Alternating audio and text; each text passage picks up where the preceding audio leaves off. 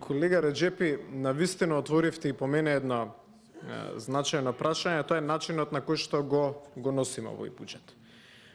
И зошто тука, јас би рекол, најмногу ни е дозволено политизирање, бидејќи носиме еден стратешки документ, кој што влијае врз развојот на Македонија за следната година, но со самото тоа следствено и за следните 5, 10, 15, 20 години.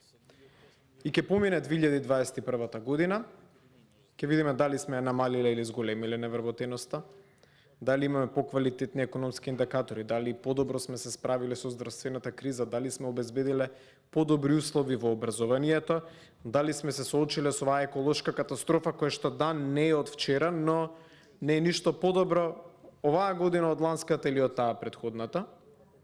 И ќе помине таа цела една година и ќе видиме што сме постигнале. Нашето стравување врз основа на нашите искуства од претходните години владење, од кое што е искрено вашиот политички субјект е целосно абсолвиран, видејќи вие бевте до многу скоро опозиција, но остатокот од владачкото мнозинство не. Ти имаат одговорност да кажат зошто не се соочија со овие предизвици во последните 4 години. Апропо ирскиот пример кој што го давате, јас би сакал ова да биде инклузивен буџет. Буџет донесен со 100 гласа во собранието. Но тоа е многу врзано прво од начинот на кој што се создава буџетот. Доколку сакате да создадете инклузивен буџет, парламентарното малцинство може да биде покането уште во процесот на подготовка на буџетот. Но тоа не било пракса ни во последните 30 години, ама ако сакаме различно да се однесуваме, од лошата пракса од последните 30 години еден начин како може тоа да се направи.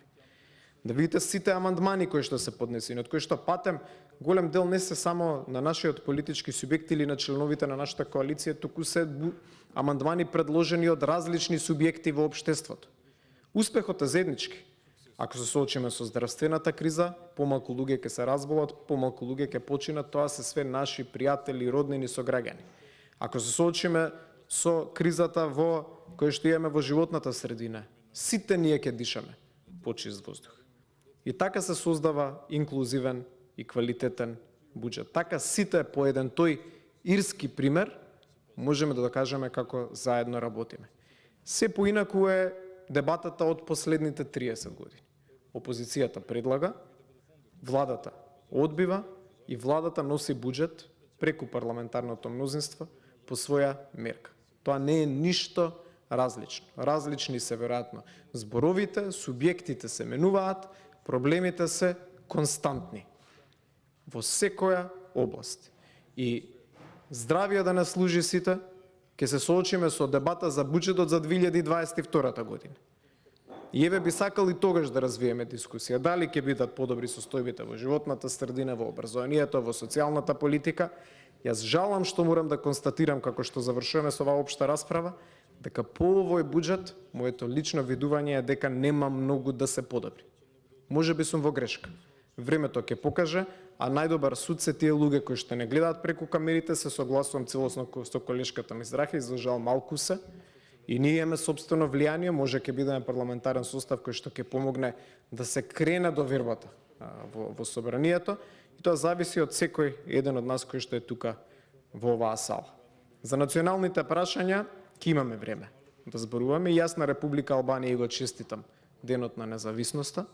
Тоа е наш сосед и честитаме за сето тоа историски што го има постигнато.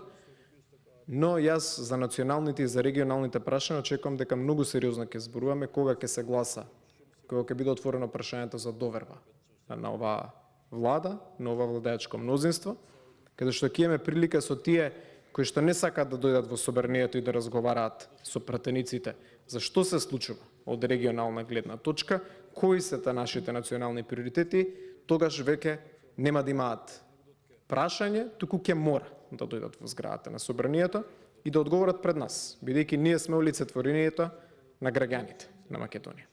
Благодарам.